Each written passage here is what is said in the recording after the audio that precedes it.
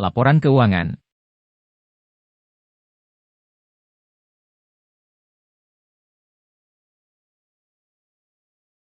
Pengertian laporan keuangan. Laporan keuangan itu apa sih?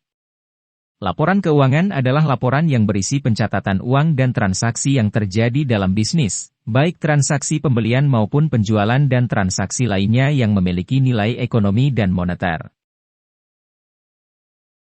Jenis-jenis laporan keuangan. Apa saja sih jenis-jenis laporan keuangan? Yang pertama itu ada laporan laba rugi. Laporan laba rugi adalah laporan finansial perusahaan yang dibuat oleh bisnis untuk mengetahui pengeluaran dan pemasukan bisnis secara mendetail. Terdapat dua jenis laporan laba rugi yang biasa digunakan oleh bisnis. Ke-1.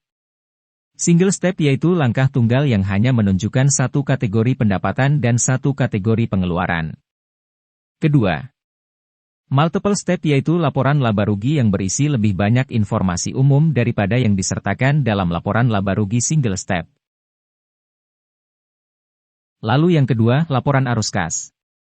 Laporan arus kas atau yang biasa disebut dengan cash flow ini sendiri dapat diartikan sebagai catatan keuangan yang berisi informasi tentang pemasukan dan pengeluaran selama satu periode. Di ketiga ada laporan perubahan modal. Laporan perubahan modal adalah laporan yang tujuan pembuatannya agar perusahaan dapat menggambarkan peningkatan maupun penurunan dari aktiva bersih, kekayaan, dalam periode tertentu dengan prinsip pengukuran tertentu untuk dianut. Keempat, laporan neraca. Laporan neraca atau balance sheet biasanya terdapat beberapa informasi mengenai akun-akun aktiva, serta hal-hal yang menjadi kewajiban perusahaan dalam satu periode. Dan yang terakhir, catatan atas laporan keuangan. Catatan atas laporan keuangan mengacu pada informasi tambahan yang membantu menjelaskan bagaimana perusahaan sampai pada angka laporan keuangannya. Catatan ini juga membantu menjelaskan penyimpangan atau anggapan inkonsistensi dalam metodologi akun tahun ke tahun.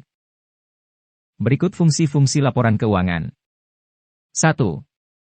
Untuk menilai kondisi usaha, seluruh laporan ini berguna sebagai penilai kondisi usaha.